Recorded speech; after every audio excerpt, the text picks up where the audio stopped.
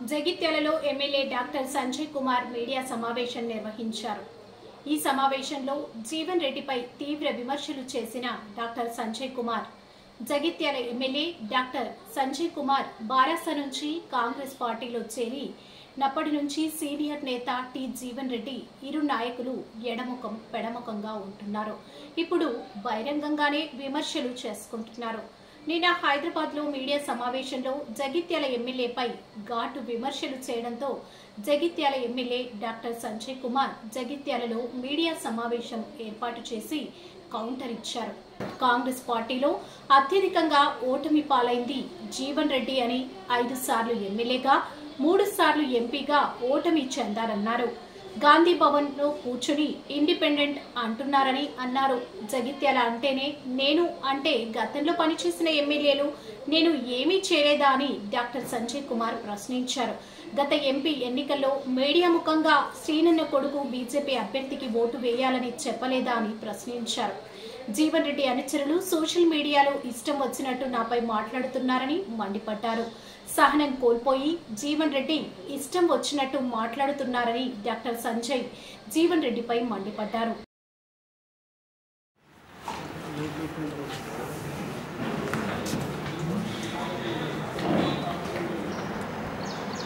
కొన్ని నెలలుగా నేను ఎప్పుడైతే గౌరవ ముఖ్యమంత్రి, పిసిసి అధ్యక్షులు, మంత్రులు, సలహాదారుల సమక్షంలో ప్రభుత్వంతో కలిసి పనిచేస్తానని చెప్పినాం.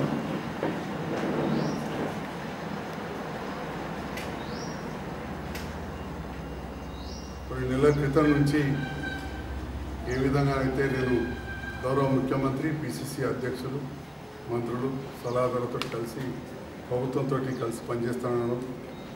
వారు కూడా ఈ ప్రాంత అభివృద్ధిలో కావచ్చు, ఒక శాసనసభ్యునిగా ఎక్కడ కూడా నాకు గౌరవం తగ్గకుండా చూస్తామని మాట ఇవ్వడంతో నేను ప్రభుత్వంతో కలిసి పనిచేస్తున్న విషయం తెలుసు. ఆ సందర్భంలో విమర్శలు వచ్చినాయి. రాజకీయాలలో ఎవరైతే గతంలో కూడా వేరే పార్టీ నుంచి గెలిచిన వాళ్ళను వాళ్ళ ప్రభుత్వంతో కలిసి పనిచేయించుకున్నారో వారు కూడా మాట్లాడిండ్రు. అది నేను మళ్ళీ చెప్పేదేం లేదు. పెద్ద పెద్ద రాజకీయ విశ్లేషకులే వాటిపైన మాట్లాడారు. ఇది అంతకుముందు ఒకటి జరిగింది కదా. అంటే కాంగ్రెస్ పార్టీలో అత్యంత సీనియర్ నాయకునిగా చెప్పుకునే జీవన్ రెడ్డి గారు కంటే సీనియర్ వయసులో పెద్దవాళ్ళు ఉన్నారు. వారికంటే కూడా ఎక్కువ రోజుల నుంచి కాంగ్రెస్ పార్టీలో ఉన్నారు. కానీ ఎక్కువసార్లు గెలిచినా అని చెప్పుకునే జీవన్ రెడ్డి గారు అసలు విషయం మర్చిపోతుంది. కాంగ్రెస్ పార్టీలో నాకు తెలిసి ఎక్కువసార్లు ఓడిపోయిన నాయకుడు కూడా వారే. నాకు తెలిసినంత వరకు 5 సార్లు ఎమ్మెల్యేగా 3 సార్లు ఎమ్మెల్యే కూడా.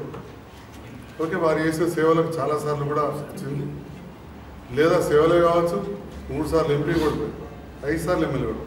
సేవలే కావచ్చు, రాజకీయంగా వారి పక్కనున్న రెండవ శ్రేణి నాయకులు ఎవరు కూడా ఎదగనియకుండా వాళ్ళ కుటుంబ సభ్యులను వాళ్ళనే ప్రాధాన్యత ఇచ్చే వల్ల జగిత్యాల్లో ఇంకొకరు ఆల్టర్నేటివ్ అప్లికేషన్ పెట్టుకుంటారే లేకుండా. ఈ మధ్యకాలంలో నేను కాంగ్రెస్ ప్రభుత్వంతో కావచ్చు, ముఖ్యమంత్రి గారితో కావచ్చు, పిసిసి అధ్యక్షులతో కావచ్చు, మంత్రులతో దగ్గరైన తర్వాత సహనం కోల్పోయి ఆ సహనంతో ఇష్టం వచ్చినట్టు మాట్లాడుతాం. నేను కూడా పెద్ద మనిషి, వయసు పెద్దగా అయినా కొద్దిగా అప్పుడప్పుడు మన ఇంట్లో పెద్దలు కూడా అట్లే మాట్లాడతారు. మనం ఎందుకు లేని నా పని నేను చేసుకుంటూ పోయినా, ఎన్నిసార్లు పోయినా కానీ మళ్ళీ మాట్లాడుతూ ఉంటే నిన్న కూడా గాంధీ భవన్ సాక్షిగా ఇక నాతో లేడు, ఆయన మోస్ట్ సీనియర్, ఆమె ఇండిపెండెంట్. మరి గాంధీ భవన్లో కూర్చొని ఇండిపెండెంట్ అంటే నాకు అర్థం కాదు. ఇదే అన్నది మోస్ట్ సీనియర్ అన్నప్పుడు నాకు అనిపించింది నీకంటే ఎక్కువసార్లు గెలిచిన వాళ్ళు ఉన్నారు రాజకీయాల్లో రాష్ట్రంలో.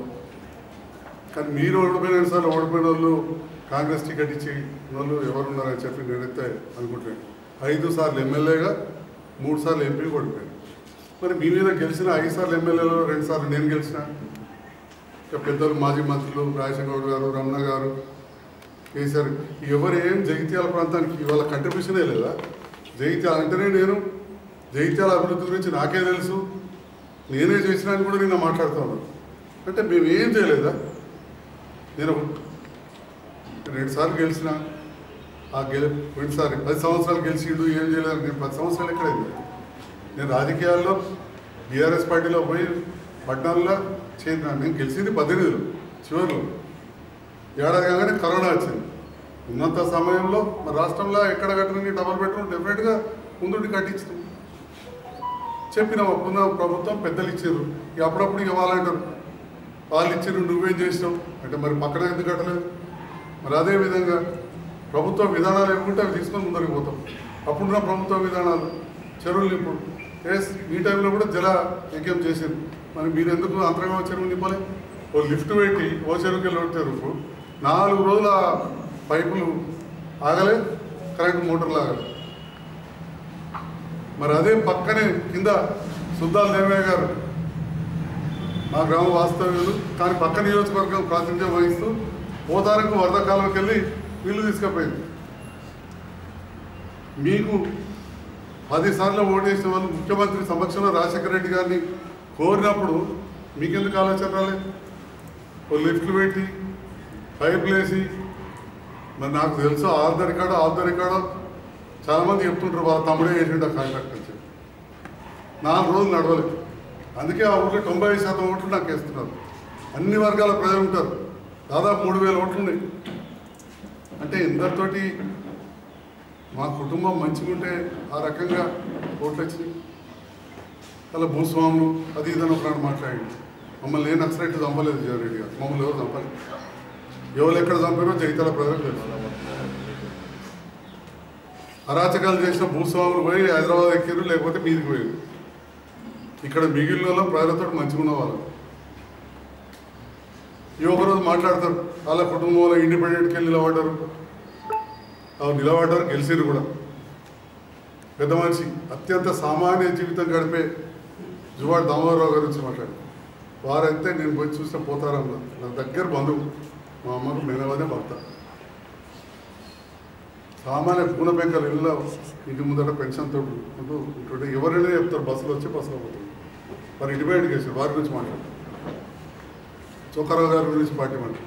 అరే ఒకసారి మారేరు, రకరకాల వారు పోయి పశ్చాత్తాపం పొంది మళ్ళీ ఎన్నో దైవ కార్యక్రమాలు చేసుకొని అదే రాజీవ్ గాంధీ పిలిచి చెన్నారెడ్డి మీద పోటీ చేయమని పిలుపునిచ్చే పరిస్థితికి తెచ్చుకున్నారు. అంతేగాని పొద్దుగాలే తొగలు వాళ్ళు విమర్శించుకోలేదు. ఇంకా కూడా మా చిన్నతాత కాంగ్రెస్కి వెళ్ళి ఎంపీ ఉండే, మా పెద్దనాన్నకి టికెట్ ఇవ్వకపోతే ఇండిపెండెంట్ నిలబడి గెలిచింది కాదు. మరి మీరు మర్చిపోతున్నారు. ఇదే మీడియా ముందు చెప్పారు కదా, సీనన్న కొడుకు అని చెప్పి నేను కటౌట్ ఇవ్వన్నా అని చెప్పి. కాంగ్రెస్ నుండి బద్ద శత్రువు పొద్దుగాలు ఎత్తే భారతీయ జనతా పార్టీకి కాంగ్రెస్కు బద్ద వైరుధ్యం. బీజేపీ అభ్యర్థి సీనన్న కొడుకు ఏమన్నా అని చెప్పి మీరు ప్రెస్కే చెప్పారు, అందరు విన్నారు, మీటింగ్లో చెప్పారు సీనన్న కొడుకు. మరి అది మీరు ఇంకెందుకు వదిలేస్తున్నారు? మరి మాట్లాడినప్పుడు మీరేం మాట్లాడుతున్నారో అర్థం చేసుకోవాలి. ఇవాళ జగిత్యాల ప్రజలు దాదాపు అన్ని గ్రామాలలో 18లో నాకు మెజార్టీ ఇచ్చింది. 14లో నేను మీ మీద కొద్ది ఓట్లతో ఓడిపోయినప్పుడు కూడా జగిత్యాల పట్టణంలో చుట్టుపక్కల గ్రామాల్లో నాకు మెజార్టీ వచ్చింది. జీవన్ రెడ్డి గారు మీరు గెలిచింది బుగ్గారం నియోజకవర్గం ఏదైతే డిలిమిటేషన్లో కలిసిందో, రత్నాకర్రావు గారు ప్రాతినిధ్యం వహించిన ప్రాంతం గతంలో రాయికల్, బీర్పూర్, సారంగాపూర్ దాంతో మీరు గెలిచిండ్రు. జగిత్యాల ప్రాంత ప్రజలు మీకు ఓట్లు వేయలేదు. 14లో కూడా నాకేసారు. నైతికంగా నాదే గెలుపు. కానీ నేను ఎన్నడూ కూడా మాట్లాడలేదు. జీవన్ రెడ్డి గారే ఎమ్మెల్యే. 1-2 సార్లు 1-2 మీటింగ్లలో చిన్న మీటింగ్లలో స్టేజ్ మీదకి పోయిన తప్ప ఏనాడు కూడా నేను బయట అక్కడ కూర్చునేవాడిని. అప్పుడు ప్రభుత్వం వచ్చి అప్పుడు ఎంపీలు మంత్రులు వస్తే ఏనాడు కూడా స్టేజ్ మీద అఫీషియల్ ప్రోగ్రామ్ పోయి ఆర్భాటాలు చేయలేదు. అసహనం ఎన్నడూ కూడా వ్యక్తం చేయలే. సామాన్య కార్యకర్తలాగా ఉండి మీ మీద 2018లో 40% తేడా ఓటుతో గెలిచిన మామూలు ఓటు మెజార్టీ గెలిపించారు. గెలిచినా కాదు, ప్రజలు గెలిపించారు. ఎందుకు 14లో నా దగ్గర రికార్డు లేదు కానీ మాట్లాడుతూ ఉంటారు. మీ మీడియా దగ్గర ఉండొచ్చు. ఇదే లాస్ట్ అయ్యా డాక్టర్ సంజయ్కి దవాఖాన ఉంది కదా, నేను పోయినసారి కూడా ఓడిపోయిన 2009లో రమణ మీద ఒక అవకాశం ఇయ్యనంటే ఒత్తోట్లతోటి అది కూడా దూరం గ్రామాలలో వచ్చింది. జగిత్యాల పట్టణంలో నాకే మెజారిటీ ఓట్లేసింది ప్రజలు. 18లో ప్రతి గ్రామంలో జగిత్యాల పట్టణం గాంధీనగర్ నుంచి టిఆర్ నగర్ దాకా, విద్యానగర్ నుంచి తులసినగర్ వరకు, శంకులపల్లకి వెళ్ళి గోవిందపల్లి దాకా ప్రతి బూత్లో ఒక కుటుంబ సభ్యుల్లా భావించి సంజయ్ కుమార్ అనే నాకు ఒక డాక్టర్గా కావచ్చు, వివిధ సత్సంబంధాలు కాబట్టి మెజార్టీ ఓట్లేసిన ప్రజల ఓట్లతో గెలిచిన నేను పనిచేస్తాను చేసిన 50 రోడ్డు మీరు గింత తీసినా ఏదో చెప్తారు ఎవరు కూడా, కానీ 993 మీటర్లు ఇలా పక్కా 100 ఫీట్లు చేసినాం. ఇంకా చేయాల్సింది ఉంది. ఒక రోడ్లో మంత్రిగా ఉండి గొల్లపల్లి రోడ్డు నేను పెద్దగా చేస్తే మీరు అడ్డం వచ్చారు. మెడికల్ కాలేజ్ తీసి అక్కడెక్కడ పెట్టమంటారు. ఇంటిగ్రేటెడ్ మార్కెట్ ఇంకేమో అంటారు. అన్ని నేనే చేసిన అంటారు. తీసుకపోయి జేఎన్టీ తీసుకపోయి అక్కడ గుట్టలలో, నాక్ సెంటర్ తీసుకపోయి నూకపల్లి గుట్టలలో రోడ్ల మంత్రి రోడ్ అనేది లేదు. నాక్ సెంటర్లో చదివే పేదవాళ్ళు ఉంటారు. కరీంనగర్ రోడ్ ఇప్పుడు బంపర్ టు బంపర్ అయిపోయింది. రోడ్ల మంత్రికి ఎందుకే? వైఎస్ రాజశేఖర రెడ్డితో పోటీ పడ్డ అభివృద్ధిలో ఏం పోటీ పడ్డారు? అప్పుడు కేసీఆర్ గారి మీద నిలబడితే అప్పుడు జేఎన్టీ అవి వచ్చినాయి. అలా వాళ్ళకి డౌట్ ఏం లేదు. మీ టైంలో వచ్చినాయి. నా టైంలో వస్తేనే అప్పుడప్పుడు ఏదో ముఖ్యమంత్రి ఇచ్చిన అంటుంది. ఇక్కడ మీ టైంలో వచ్చినాయి. రాజశేఖర రెడ్డి గారు ఇచ్చిన అప్పుడు ముఖ్యమంత్రి నేను ఒప్పుకుంటా. కానీ తీసుకుపోయి పెట్టింది అక్కడ. కానీ పులివెందులో మీరు జీవరెడ్డి గారు ఎట్లా చూసుకుంటారు? నేను కూడా చూసాను పులివెందులో. మదనపల్లి ఎక్స్ఎమ్మెల్యే నా ఫ్రెండ్ వైఎస్ఆర్సీపీ దేశా తిప్పారెడ్డి ఆయన దగ్గర పోతూ అదే దారిలో పోయినా. నాకు నాగలోక తేడా ఉంటుంది మన జగిత్యాల పులివెందుల రోడ్లకు. మీ రోడ్ల మంత్రిగా ఇలా కరీంనగర్ రోడ్ అన్న 4 ఏళ్ళు చేయలేదు. గాంధీనగర్ హైవే ఒకటేసారి గెలిచిన కేంద్ర ప్రభుత్వ పరిధిలో ఉంటే అధికారులను పట్టుకొని చేసినా. మొన్న ఎంపీ గారి దగ్గర పోయినా రిక్వెస్ట్ చేసినా. ఈ పత్రికా ముఖంగా చెప్తున్నా వారి సహకారంతో నిజంగా వారు కూడా లెక్క పెట్టారు. ఇలా తిప్పలపేటమైన రోడ్డు కూడా పెద్దగా చేస్తున్నాం. 4 లైన్ అయితే ఉంది. ఎస్టిమేట్స్ రెడీ అవుతుంది. చెట్లు అన్నీ ఎన్యూమరేషన్ అవుతుంది. Forest department clearance, water pipeline షిఫ్టింగ్కు ప్లాన్ చేస్తున్నాం. మరి మీరెందుకు చేయలేదు? ఎంతమంది చచ్చిపోతుంది? ఏమనంటే బైపాస్ రోడ్ చేసినారు. బైపాస్ రోడ్ సారామారుతి గారు పైప్ లైన్ వేసారు. దేశాయ్ గారు చెందినప్పుడు ఇంతలో కంకర వచ్చారు. మీరు పీటీ రోడ్ చేయాలి. అది కూడా మొత్తం చేయలే కదా. గొల్లపల్లి రోడ్ దాకా చేసి పెట్టారు. 36 వంకలు, దానికి లెక్కలేదు. అదన్నా 100 ఫీట్లు అని చెప్పి తీర్మానం తీసుకురాలి. మరి 90 ఏళ్ల కొరుట్లలో మెట్పల్లిలో పెద్ద ఎప్పుడైనా మీరు చూడండి వస్తుంటే రోడ్ ఎంత పెద్దగా ఉంటుందో.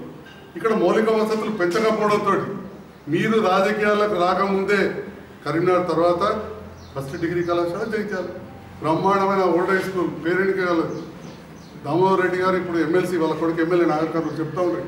మంచి టీచర్లు కానీ వాళ్ళు పెద్ద భూస్వాములు. వాళ్ళ నాన్న ఇక్కడ ఒక టీచర్ వస్తే ఇక్కడ చదివించేటట్టు ఓల్డ్ హై స్కూల్.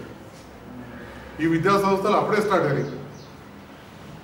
దరూర్ క్యాంపులు కాడా ఎప్పుడైందండి? కాడా గెస్ట్ హౌస్, కాడా ఆడిటోరియం. అప్పుడు మంత్రి ఎవరు ఉంటారు? మీరే చూసుకోరు. గూగుల్లో 9 సంవత్సరాలు మంత్రి పదవి చేసిన మా జిల్లా నాయకుడు నాకు బంధువే అవుతాడు. మా అమ్మకు బంధువే, నా భార్యకు అత్యంత దగ్గర బంధువే. వారు మంత్రి ఉండే. నేను కాపాడినా. ఏం కాపాడి? మీరు ఇస్తా అనుకున్నాడు. ఫారెస్ట్ వాళ్ళకి ఇవ్వలేదా? బస్ ఇవ్వలేదా? పోలీసు వాళ్ళకి ఇవ్వలేదా? జడ్జిలకి ఇవ్వలేదా? ఇంకా లారీ అసోసియేషన్ కూడా ఒకటి కాగితం పెట్టారు మాననే కూడా. మీ ఇస్తానికి ఇచ్చారు. పాత్రికేయ మిత్రులు అడిగితే మాత్రం ఇవ్వాలి, మీకు మాత్రం ఇవ్వాలి, వాళ్ళకి ఇవ్వలేదా? ఇలా గీతా విద్యాలయం లాంటి ఒక మంచి సంస్థ అక్కడ రాలేదా? అవన్నీ మీరు వచ్చినట్టు వచ్చినాయి.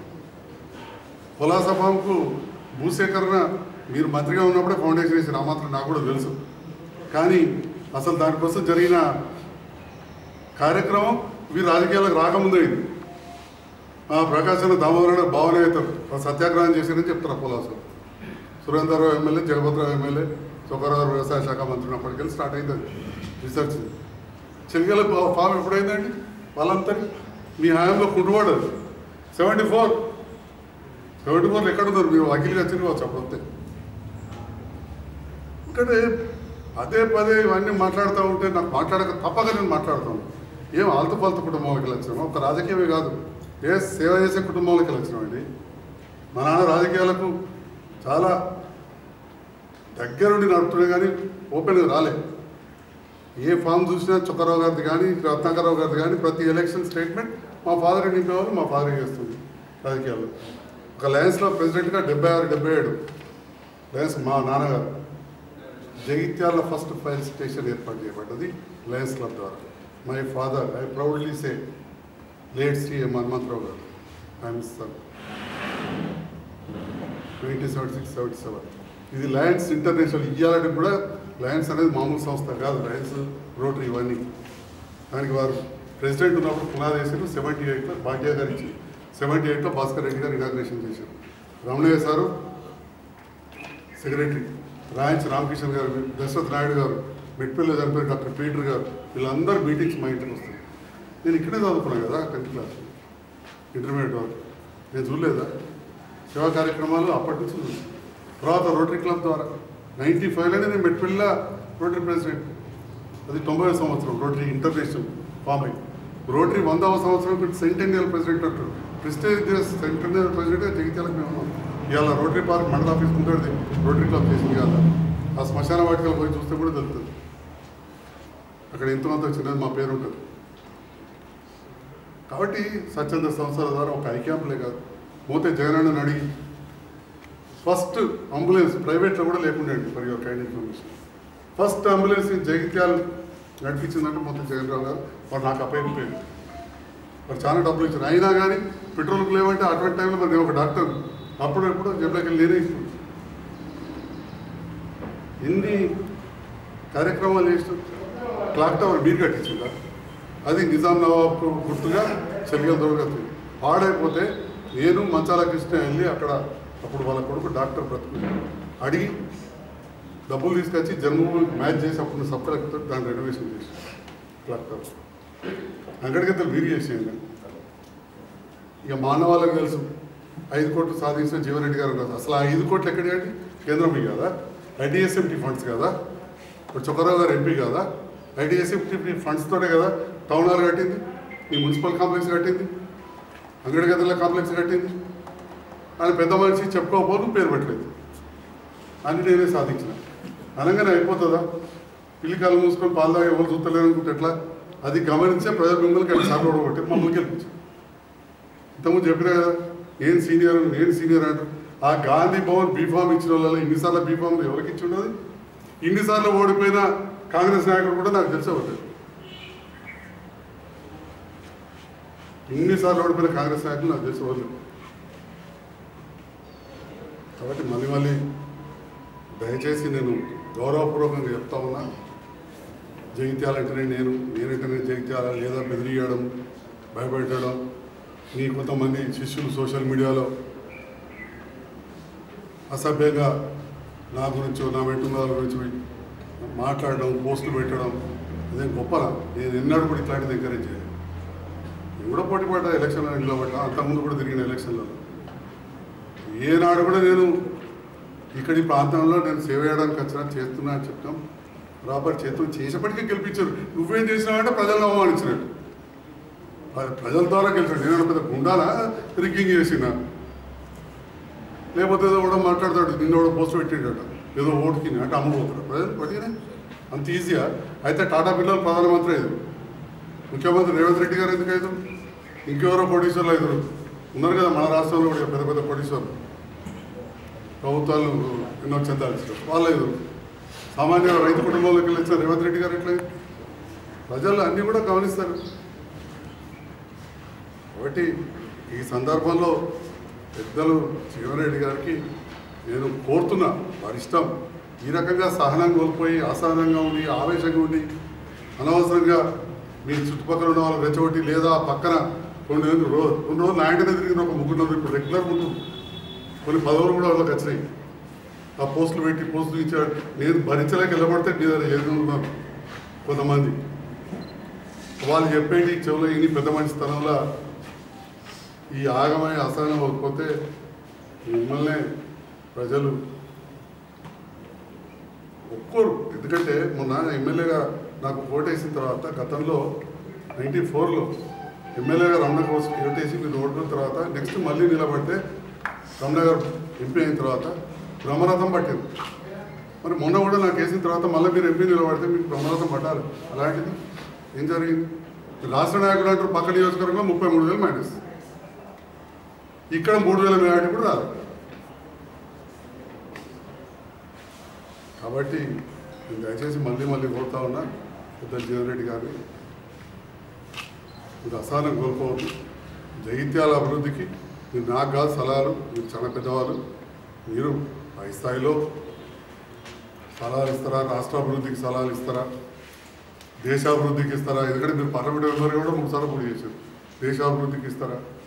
ముందాతనం కోల్పోకుండా దయచేసి మీరు వ్యవహరించాలని కోరుతున్నాను. Thank you.